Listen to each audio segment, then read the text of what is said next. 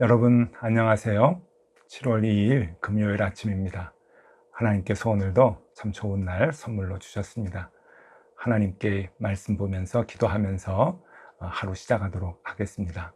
오늘 같이 볼 말씀은 예레미야서 1장 11절에서 19절까지의 말씀입니다. 여호와의 말씀이 또 내게 임하니라. 이르시되 예레미야야 내가 무엇을 보느냐 하시매 내가 대답하되 내가 살구나무 가지를 보나이다. 여호와께서 내게 이르시되 내가 잘 보았도다. 이는 내가 내 말을 지켜 그대로 이루려 함이라 하시니라. 여호와의 말씀이 다시 내게 임하니라. 이르시되 내가 무엇을 보느냐? 대답하되 끓는 가마를 보나이다. 그 윗면이 북에서부터 기울어졌나이다 하니 여호와께서 내게 이르시되 재앙이 북방에서 일어나 이 땅의 모든 주민들에게 부어지리라. 내가 북방 왕국들의 모든 족속들을 부를 것인즉 그들이 와서 예루살렘 성문 어귀에 각기 자리를 정하고 그 사방 모든 성벽과 유다 모든 성읍들을 치리라. 여호와의 말이니라. 무리가 나를 버리고 다른 신들에게 분향하며 자기 손으로 만든 것들에 절하였은즉 내가 나의 심판을 그들에게 선고하여 그들의 모든 죄악을 징계하리라. 그러므로 너는 내 허리를 동이고 일어나 내가 네게 명령한 바를 다 그들에게 말하라. 그들 때문에 두려워하지 말라. 내가 그들 앞에서 두려움을 당하지 않게 하리라. 보라, 내가 오늘 너를 그 온 땅과 유다 왕들과 그 지도자들과 그 제사장들과 그 땅 백성 앞에 견고한 성읍, 쇠기둥, 노성벽이 되게 하였은즉 그들이 너를 치나 너를 이기지 못하리니 이는 내가 너와 함께하여 너를 구원할 것임이니라. 여호와의 말이니라. 아멘. 네, 오늘은 예레미야서 1장의 뒷부분의 말씀을 우리가 같이 봅니다. 예레미야가 요시야 왕 13년에 하나님께로부터 선지자로 구체적인 사역에 대한 부름을 받았다고 어제 우리가 같이 말씀을 보았습니다. 그때가 기원전 626년, 그러니까 주전 626년 그때 이제 부름을 받고 이제 40년 동안 이제 활동을 하게 되는데 그 당시가 이스라엘의 입장에서 봐서는요 주변에 강대국들이 너무 많아서 가장 힘들고 위태로웠던 때라고 볼 수가 있습니다. 어느 정도로 힘들었는가 하면은요 아마 이 지도를 보면 금방 이해가 좀 가실 것입니다. 이 지도를 보시면은요 바벨론 제국이 바로 이스라엘 오른편에 있고 왼쪽으로는 그 애굽이 있습니다. 그리고 저 멀리는 메대라고 하는 이제 제국이 이제 시작이 되고 있죠.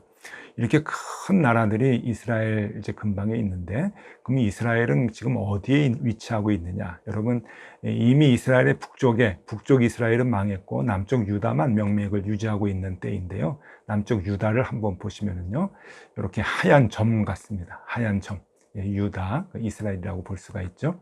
지금 그 땅에서 지금 발버둥 치고 있는 겁니다.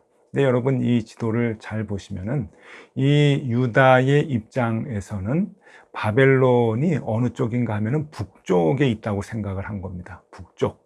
그러니까 이 유다의 이 동쪽으로는 원래 바벨론이 지금 동쪽에 있는데 동쪽으로 가기에는 광야와 사막지대가 있기 때문에 북쪽으로 지나서 동쪽으로 이제 가게 되는 그런 길이 있죠.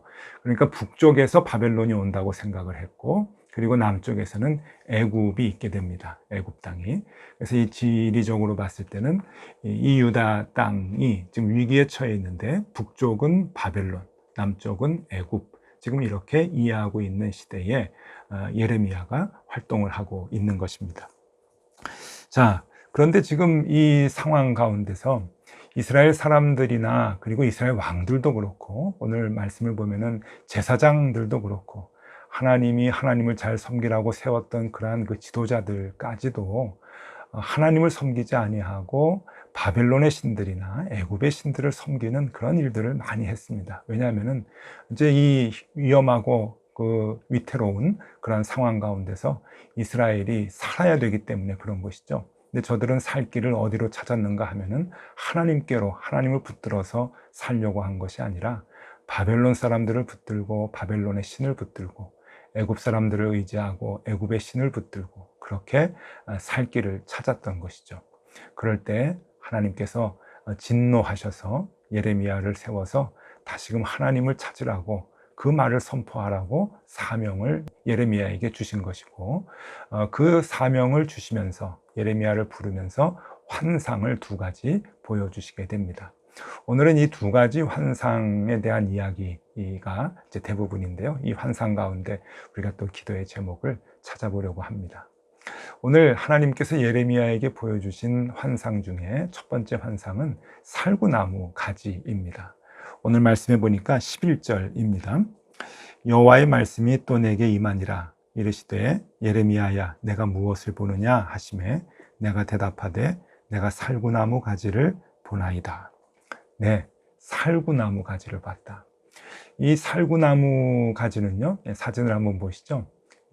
나무 열매가 있을 수도 있고 이렇게 꽃만 있을 수도 있고 그러는데 꽃 사진을 좀 선택을 해봤습니다. 이게 살구나무 가지인데 이스라엘 사람들의 언어에 있어서는요, 이 살구나무가 이중적 의미가 있습니다. 왜냐하면은 이 살구나무를 뭐라고 하는가 하면은 샤케드라고 합니다. 샤케드라고 하는데 이 샤케드라고 하는 말에는 또 무슨 뜻이 있는가 하면은요, 지켜보다라고 하는 뜻이 있습니다. 지켜보다는 샤카드라고 하는데 이 샤케드, 샤카드라고 하는 게 다 히브리어 단어로 똑같습니다. 히브리어 단어를 한번 좀 보여드리면요, 히브리어라고 하는 것이 자음만 있고 모음이 없기 때문에 이 자음만 가지고 발음을 모음은 좀 바꿔가면서 이렇게 부릅니다. 그렇기 때문에 이 세 알파벳, 이 샤케드 또 샤카드 이렇게 어떻게 읽느냐에 따라서 그 뜻이 달라지게 되는데, 살구나무라고 하는 것을 이제 보면은 지킨다 라고 하는 그러한 그 지켜보다 라고 하는 그러한 그 뜻하고 같이 이제 어우러지게 되는 것이죠. 이것은 무슨 의미가 있는가 하면은요, 살구나무 가지를 보여주면서 하나님께서 내가 너희를 지켜보고 있다 라고 하는 그러한 그 말씀을 보여주고 계시는 것이죠. 그리고 또 하나의 의미가 하나님의 말씀은 지켜진다. 우리가 지켜보고 있으면 하나님의 말씀은 이루어진다 라고 하는 그런 의미가 다 나타나게 되는 것입니다. 그러니까 하나님은 예레미야에게 첫 번째 이 살구나무 가지를 보여주시면서 너희가 나를 지켜봐라. 하나님의 말씀은 반드시 지켜진다 라고 하는 것, 하나님의 말씀이 이루어지는 것을 너희가 지켜보아라 라고 하는 것을 하나님은 메시지로 보여주고 계시는 겁니다. 12절 말씀이 그것을 얘기해 주고 있네요. 여호와께서 내게 이르시되 내가 잘 보았도다. 이는 내가 내 말을 지켜 그대로 이루려 함이라 하시니라. 하나님의 말씀은 이루어진다. 너희들 그것을 꼭 지켜보아라. 네, 여러분, 하나님의 말씀은 우리의 삶 가운데서 반드시 이루어집니다. 의심이 많은 것은 언제나 우리 쪽이죠. 그러나 하나님의 말씀은 1.1획도 흔들리지 아니하고 변질되지 아니하고 그대로 말씀대로 이루어진다고 하는 것, 우리가 확신해야 할 것입니다. 하나님이 우리에게 지켜보라 말씀하고 계시는 것이죠. 자, 두 번째 환상은 끓는 가마의 환상입니다. 끓는 가마의 환상인데 13절 말씀입니다. 여호와의 말씀이 다시 내게 임하니라. 이르시되 내가 무엇을 보느냐?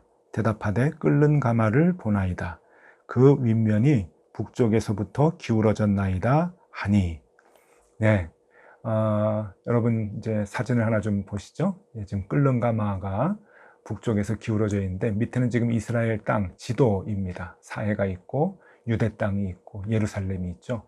그곳을 향해서 북쪽에서부터 지금 끓는 가마가 기울어져서 그 안에 끓는 것들이 이제 다 유대 땅으로 예루살렘으로 덮쳐지게 되는 그러한 그 무서운 환상을 예레미야가 지금 보고 있습니다. 여기에 대한 해석을 하나님께서 14절에 이렇게 해주고 계십니다. 여호와께서 내게 이르시되 재앙이 북방에서 일어나 이 땅의 모든 주민들에게 부어지리라. 네, 아까 말씀드렸죠. 북방은 바벨론 땅이라고요. 이 바벨론이 이제 쳐 들어와서 유다를 함락시킬 것이다, 멸망시킬 것이다 라고 하는 것을 지금 환상으로 예레미야에게 보여주고 있는 것입니다. 얘들아, 너희가 자꾸 이렇게 이방신들만 섬기지 말고, 너희가 자꾸 그렇게 이방 나라들을 의지하지 말고 여호와 하나님을 의지해라. 나를 섬겨라. 하나님께서 그 애틋한 마음을 가지고 책망하시듯이 예레미야를 세워서 이스라엘 백성에게 그 메시지를 주고 계십니다. 이스라엘 백성들은 정신 못 차리고 있는 것이죠. 자기네들이 현실적으로 이렇게 위태로우니까, 정말 살 길이 막막하니까 뭐 지푸라기라도 붙드는 심정으로 바벨론을 붙들고, 그리고 애굽을 붙들고, 또 바벨론 사람들이 섬기는 신, 그들이 섬기는 신이 더 강한 것 같아서 그들을 섬기고, 또 애굽신, 옛날에 섬겼던 애굽신을 또 섬기는 그러한 우를 범하게 됩니다. 하나님께서 그것을 책망하고 계시죠. 16절 말씀입니다. 무리가 나를 버리고 다른 신들에게 분향하며 자기 손으로 만든 것들에 절하였은즉 내가 나의 심판을 그들에게 선고하여 그들의 모든 죄악을 징계하리라. 네, 하나님의 무서운 말씀입니다. 내가 이스라엘 백성들, 유다 사람들, 너희가 바벨론 신을 섬기고 있지, 애굽 신을 섬기고 있지, 하나님을 무시하고 있지, 내가 그것을 징계할 거야. 너희가 살 길을 찾으려고 하면 나를 찾아야지. 왜 바벨론을 붙들고 애굽을 붙드냐? 왜 바벨론 신들, 그 사람이 만든 그 우상을 왜 붙들고 있느냐? 왜 애굽 신을 다시금 찾느냐? 하나님의 안타까운 마음으로 지금 이스라엘 백성들에게 예언을 하고 계시는 겁니다. 어느 정도로 이스라엘 사람들이 이렇게 이방 신들을 섬겼는가 하는 것을 예레미야 안쪽으로 쭉 들어가 보면은 아주 적나라하게 나오는데, 여러분 예레미야 44장 18절에 보면은 이런 표현이 나옵니다. 우리가 하늘의 여왕에게 분향하고 그 앞에 전제 드리던 것을 패한 후부터는 모든 것이 궁핍하고 칼과 기근의 멸망을 당하였느니라 하며, 네, 이게 지금 이스라엘 백성들의 말이고 고백입니다. 이것은 이스라엘 사람들이 애굽신, 하늘의 신에게 지금 경배하고자 하는 그런 그 마음을 예레미야에게 내비치고 있는 거거든요. 예레미야가 이스라엘 사람들에게 아주 야단을 칩니다. 여호와 하나님께 돌아와야 된다라고 얘기했더니 애굽에 살고 있었던, 그러니까 바벨론이 쳐들어오니까 살려고 애굽으로 피신했던 이스라엘 백성들, 그 남은 자들이 애굽의 신들, 애굽의 이 하늘의 신의, 하늘의 여왕에게 경배를 하면서 이 예레미야에게, 자기네들을 책망하는 예레미야에게 대답한 그 대답의 내용입니다. 여러분 정말 기가 막히지 않습니까? 우리가 하늘의 여왕에게 제사를 멈춘 후부터 우리가 이렇게 어려움을 당하게 됐다라고 하는 이야기를 하고 있습니다. 하나님을 섬겼던 사람들이, 하나님을 의지했던 사람들이, 아니 하나님이 살려줬던 사람들, 하나님이 구원시켜줬던 그 사람들, 그 이스라엘 백성들이 지금 예레미야 앞에서 하는 말이, 우리가 애굽의 신, 하늘의 여왕 앞에 제사 드리고 제물을 드리는 것을 멈췄더니 우리가 이렇게 죽게 되었다라고 하는 저들의 믿음을, 엉뚱한 우상의 믿음을 고백을 하고 있는 것입니다. 하나님 얼마나 마음이 아팠을까요? 여러분, 네, 지금 하나님께서 이런 이스라엘 백성들을 다시금 돌아오라고 40년을 기다리면서 예레미야에게 말을 해달라고 지금 사명을 부탁하고 있는 겁니다. 무엇이 잘못됐는가? 네, 한참 잘못됐죠. 하나님이 저렇게 살려주고 구원시켜주고 나라를 세워줬더니 저들은 아직도 부족하다고, 아직도 살 길이 멀다고, 이대로 살면 우리는 죽는다고, 강대국 사이에서 우리는 멸망당할 수밖에 없다고 바벨론 의지하고 애굽 의지하고, 그리고 바벨론의 신들을 섬기고 애굽의 신들을 섬기면서 그렇게 저들은 살 길을 찾았던 겁니다. 이게 무슨 얘기일까요? 이게 바로 우리 얘기는 아닐까요? 하나님께서 우리를 살려주시고 구원시켜 주셨고 우리의 주인이 되셨음에도 불구하고 우리는 또 현실적인 어려움을 만나고 또 새로운 위기에 부닥치게 되면은 하나님 다 잊어버리고 돈을 찾고 사람을 찾고 힘을 찾고 그렇게 문제를 해결하려고 하는, 그렇게 발버둥 치면서 살려고 하는 것이 우리의 모습 아닌가 하는 생각을 합니다. 하나님 안타까워하면서 문제 해결은 나에게 있다, 나에게 돌아와라, 나를 붙들면 내가 너희들 도와줄게, 살려줄게, 그렇게 우리 뒤에서 안타깝게 우리를 부르시고 계시는데 우리는 여전히 또 새로운 문제에 부닥치게 되면 언제 그랬느냐는 듯이 하나님 다 잊어버리고 돈을 쫓아가고 사람을 쫓아가고 그리고 세상의 방법을 쫓아가려고 하는 것이 우리의 모습 아니었는가 하는 생각을 해봅니다. 여러분, 이 말씀이 참 오늘 귀합니다. 그래서 오늘 예레미야에게 보여주신 이 두 환상은 우리에게도 분명히 메시지가 있습니다. 우리가 이 환상의 이야기를 보면서 우리의 모습을 되돌아보면 좋겠는데요. 교훈을 좀 삼으면 좋겠습니다. 교훈 두 가지. 첫 번째는 하나님의 말씀은 반드시 지켜진다. 내 삶에서 하나님의 말씀은 반드시 지켜진다 하는 것 우리가 교훈으로 삼아야 되겠고요. 또 하나 두 번째는 내 삶 속에도 내게도 끓는 가마가 없는지 되돌아봐야 한다 하는 겁니다. 우리가 하나님 외에 다른 건 너무 의지하고 있는 건 아닌지, 하나님을 무시하고 정말 다른 것이 우리의 살 길이라고, 우리의 생명줄이라고 엉뚱한 것을 붙들고 그렇게 달려가고 있지는 않는지. 여러분, 하나님께서 진노하시죠. 하나님이 우리를 너무너무 사랑하시기 때문에 다시금 돌아오라고 하나님의 진노가 있으신데 그 끓는 가마가 우리 주변에 있지는 않는가, 우리가 늘 되돌아볼 수 있어야 합니다. 하나님은 늘 우리를 하나님의 자녀 삼아주시고 강하게 세워주셨습니다. 여러분, 그것을 잊으면 안 됩니다.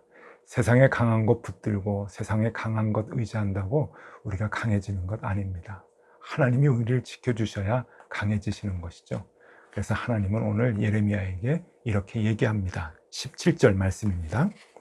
그러므로 너는 내 허리를 동이고 일어나 내가 네게 명령한 바를 다 그들에게 말하라. 그들 때문에 두려워하지 말라. 내가 그들 앞에서 두려움을 당하지 않게 하리라.